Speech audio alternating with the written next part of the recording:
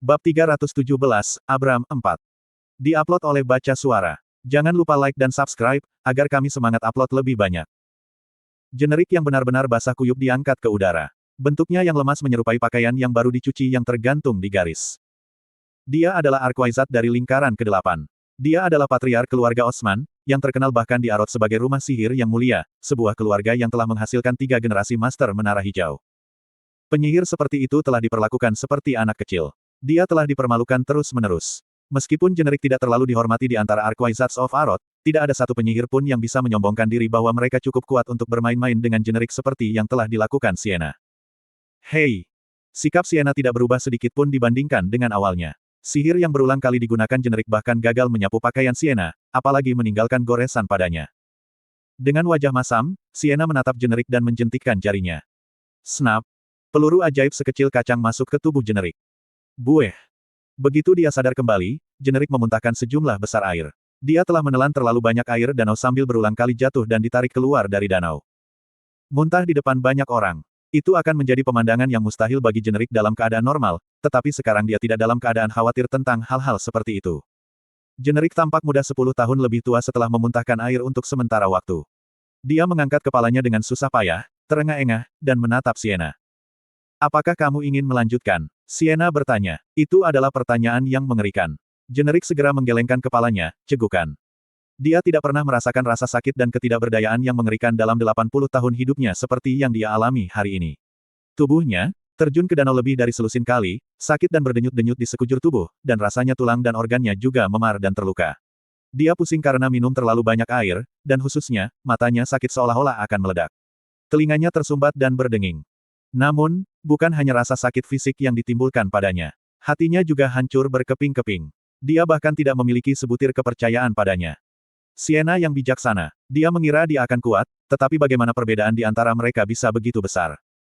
Semua kepercayaan dirinya sebagai penyihir, yang telah dia poles dan peroleh setelah setengah abad berlatih dan belajar, hancur seperti pasir. Baiklah, Sienna menatap Generik dengan mata setengah tertutup saat dia berbicara. Saya tidak mengakui Anda atau keluarga Anda sebagai penerus saya. Di masa depan, jika Anda dan keturunan Anda mengaku sebagai penerus Sienna Myrdain, saya akan memusnahkan keluarga Anda dengan tangan saya sendiri. Iya. Siapa tahu, mungkin aku akan mati di masa depan yang jauh itu. Tapi jika aku mati, ya, keturunanku akan menjaga keluargamu, bukan? Dengan kata-kata ini, Sienna mengalihkan pandangannya ke Eugene. Hati singa Sienna, atau Eugene Myrdain. Either way baik-baik saja. Dia berpikir bahwa kedua nama itu memiliki daya pikat yang mendebarkan. Nah, itu masalah untuk masa depan. Untuk saat ini. Tatapan Sienna tertuju pada Eugene dan Mer. Meskipun dia tidak memberi isyarat kepada mereka secara lisan, niat di matanya jelas. Eugene mendekati Sienna sambil menggendong Mer. Saya yakin Anda berutang permintaan maaf kepada penerus resmi saya dan teman akrab saya yang menggemaskan, kata Sienna. Kerutan di wajah Generik bergetar hebat. Permintaan maaf tentang Mer, dia sudah memberikannya beberapa tahun sebelumnya. Tapi saat itu, permintaan maaf telah dibuat di ruang terpencil, jauh dari mata yang mengintip. Generik terlambat menyadari betapa perhatiannya Eugene terhadapnya saat itu. Tapi sekarang, ada banyak penonton. Para penyihir istana, ksatria, dan pejabat dari istana juga hadir. Di belakangnya adalah Master Menara, penyihir milik menara, serta mereka yang termasuk guild. Kerumunan penonton yang penasaran juga hadir di sisi jauh danau. Dia tidak ingin melakukan ini. Dia harus menundukkan kepalanya dan meminta maaf di depan kerumunan besar, di depan Master Menara saingannya, dan di depan para penyihir dari Menara Hijau. Meskipun ide itu terasa menjijikkan baginya, Generik tidak diberi pilihan. Dia terlalu takut pada Sienna untuk menawarkan perlawanan atau negosiasi. Saya minta maaf atas kerugiannya. Ayahku yang sudah meninggal, menyebabkan Lady Sienna akrab. Kau juga telah menyakiti, balas Sienna. Iya, saya minta maaf untuk itu juga. Mengapa Anda meminta maaf kepada saya? Kamu harus minta maaf padanya, kata Sienna sambil menerima Mer ke dalam pelukannya dari Eugene. Dia memelototi Generik dengan mata lebar, dan Mer mencerminkannya.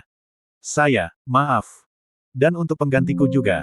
Berdiri di samping mereka, Eugene terkejut dengan sikap Sienna yang tanpa henti dan kasar.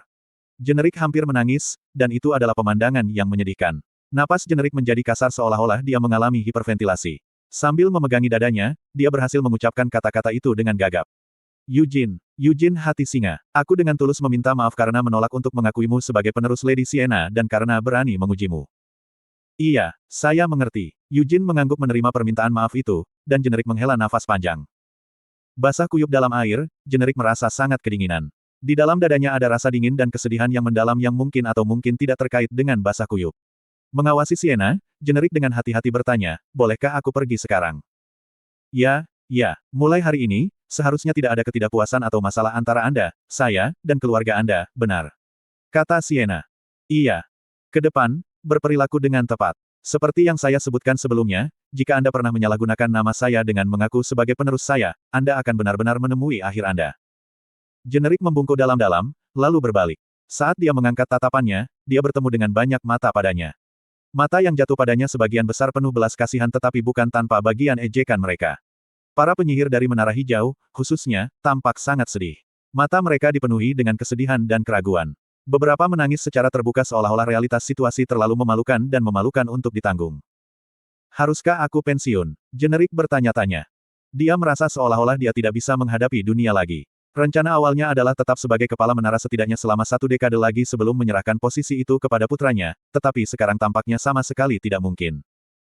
Dalam beberapa hari, saya akan mengunjungi Menara Hijau.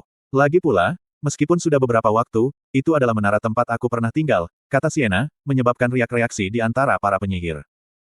Generik membungkuk putus asa, dan dia tidak peduli padanya. Selain itu, dia biasanya tidak peduli dengan reaksi para penyihir, tetapi dia tidak bisa membantu tetapi melembutkan hatinya setelah melihat ekspresi para penyihir Menara Hijau. Setelah mendengar kata-kata Sienna, para penyihir Menara Hijau tampak lega. Master menara mereka mungkin telah dipermalukan, tetapi prospek bertemu dengan Sienna yang bijaksana dan dihormati adalah peristiwa yang menarik bagi penyihir manapun. Permisi, Lady Sienna, Eugene memulai, memiringkan kepalanya ke arah Sienna. Master Menara Merah telah sangat membantu saya. Aku belajar sihir darinya, dan bantuannya sangat penting selama usaha kami sebelumnya. Ini sepertinya saat yang tepat untuk mengulurkan tangan membantu Lovelian. Sienna mengangguk, mendengar kata-kata Eugene. Kepala Menara Merah, namanya. Ya, ini Lovelian Sophis. Lovelian melangkah maju karena terkejut setelah tiba-tiba dipilih.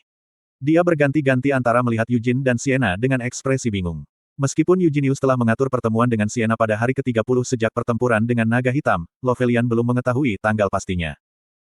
Meski begitu, dia masih agak berharap. Selain salju yang tiba-tiba, tidak ada penyihir lain yang mampu menenggelamkan Abram ke dalam air kecuali Sienna yang bijaksana. Kamu berasal dari garis keturunan Theodore Thorn.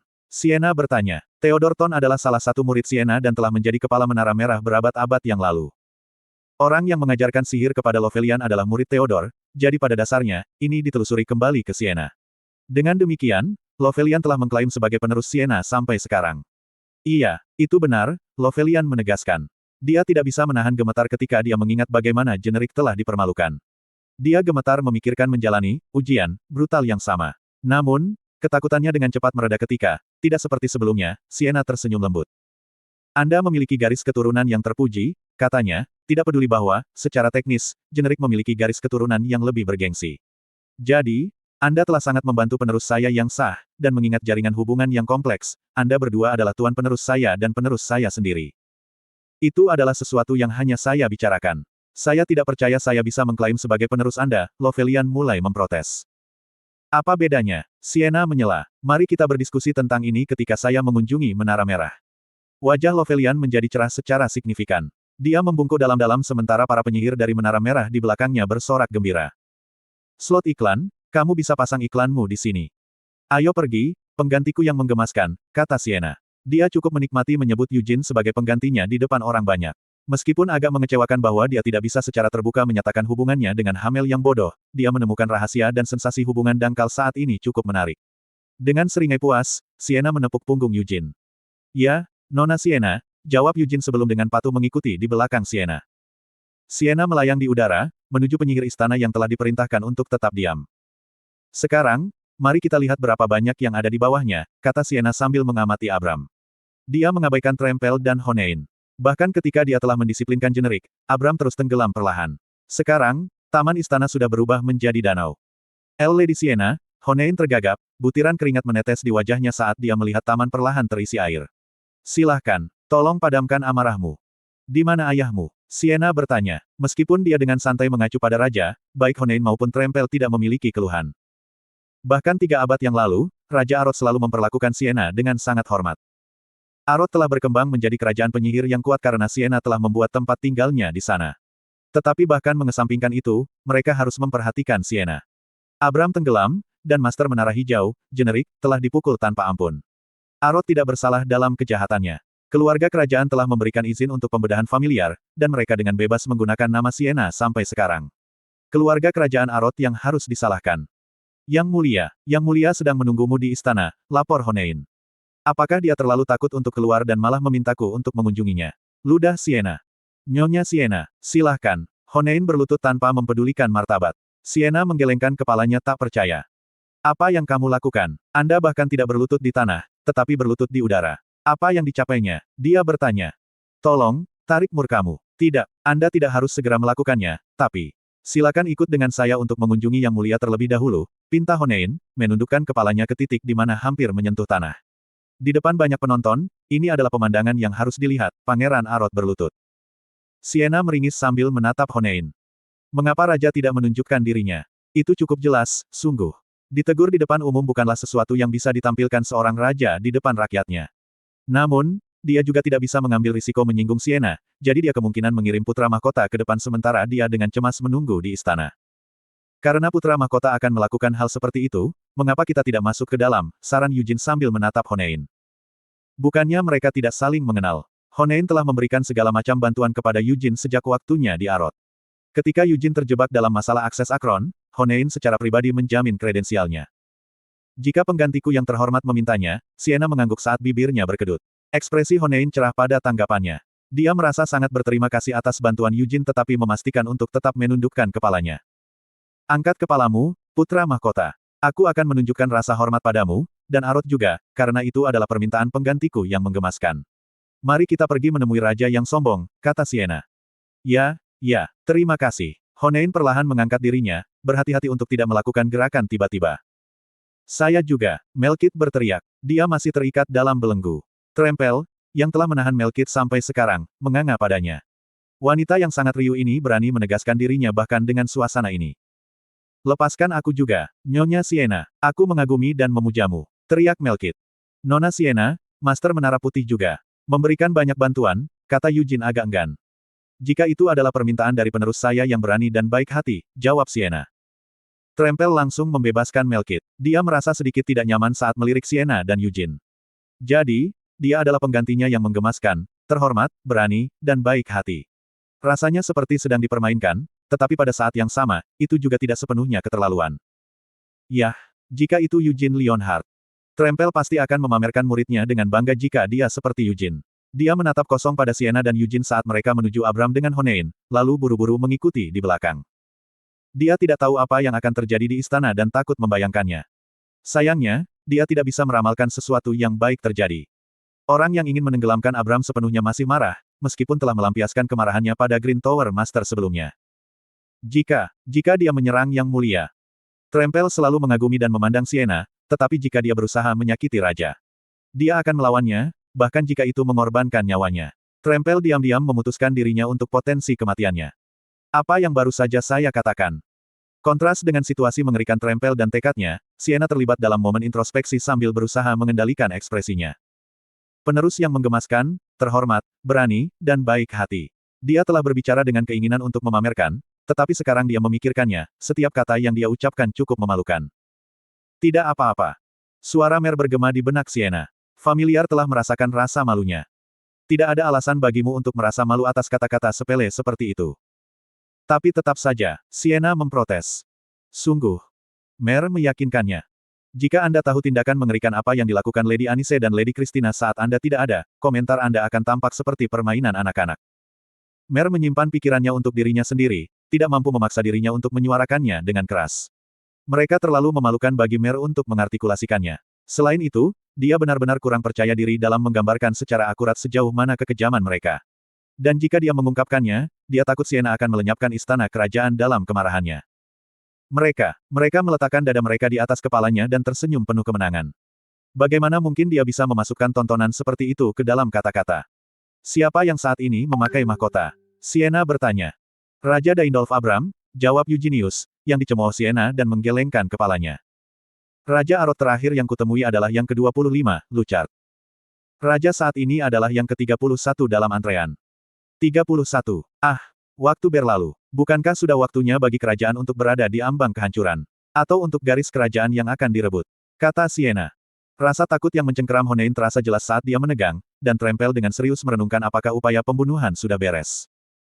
Tolong, Nona Sienna, mari kita jaga semuanya tetap damai dan tidak terlalu keras, Eugene memohon.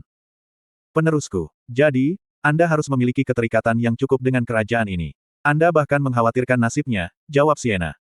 Yah, aku lebih peduli padamu, Nona Sienna, kata Eugene. Kenapa begitu? Tanya Sienna, matanya melebar karena terkejut. Jika Anda bertindak terlalu brutal, sejarah dapat menodai nama Anda. Alih-alih Sienna bijaksana, Anda bisa dikenang sebagai Sienna brutal. Sebagai seseorang yang mengagumi Sir Hamel, aku percaya bahwa ada yang lebih baik daripada disebut Hamel bodoh seperti dia. Dia bertanya-tanya apa yang akan dia katakan. Ekspresinya berubah saat dia menatap Eugene. Penggantiku tersayang, kamu boleh mengatakan hal-hal seperti itu karena kamu tidak tahu apa-apa tentang masa lalu. Hamel bukan hanya bodoh, dia benar-benar idiot. Benar-benar tolol. Saya sudah membaca. Dongeng, Stupid Hamel, sepertinya cukup enak dan pantas. Ah, benar, begitu. Namun, tidakkah menurutmu Sir Hamel akan menangis di surga jika dia tahu tentang ini? Balas Eugene. Kenapa dia menangis? Orang mati tidak menceritakan kisah, kata Sienna. Senyum licik itu. Eugene gemetar dengan kepalan tangan. Trempel dan Honein terdiam melihat perubahan topik yang tiba-tiba. Mereka rindu untuk menanyakan tentang legenda dan kemuliaan 3 abad yang lalu, tetapi sayangnya, ini bukan waktunya untuk pertanyaan santai. Kami di sini, kata Honein, menelan ludah. Mereka terbang melalui koridor yang tergenang air ke istana dan berhenti di depan pintu ke ruang tahta. Yang mulia ada di dalam. Kau belum menyembunyikan seorang pembunuh atau pengawal kerajaan di sana untuk menyingkirkanku, kan? Kata Sienna. Benar-benar tidak, Honein berteriak kaget. Meski begitu, dia dengan cemas memeriksa area di luar pintu. Dia tidak mendeteksi tanda-tanda penjaga kerajaan yang disebutkan Sienna. Ini sangat meresahkannya. Biasanya, para penjaga kerajaan dan menteri berlama-lama di ruang tahta, tetapi selain raja, tidak ada kehadiran lain yang terlihat. Sienna menyadari kebingungannya. Sebelum Honein bisa mengetuk dengan hati-hati, dia mengulurkan tangannya, dan pintu terbuka dengan keras. Kami masuk. Dia melenggang melewati Honein ke dalam ruangan. Ini adalah pertama kalinya Eugene di ruang tahta Arot juga. Namun, dia tidak menemukan kesempatan untuk dikagumi. Raja Daindolf Abram, Raja Arot yang ke-31, dengan cemas mengelilingi singgasananya sambil dengan gugup menggerogoti kukunya.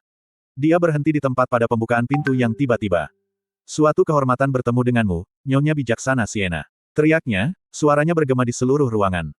Menjadi jelas mengapa tidak ada penjaga kerajaan, menteri, atau bahkan pelayan di ruang tahta. Raja Daindolf Abram berteriak dengan suara menggelegar sebelum berlutut, bersujud di lantai.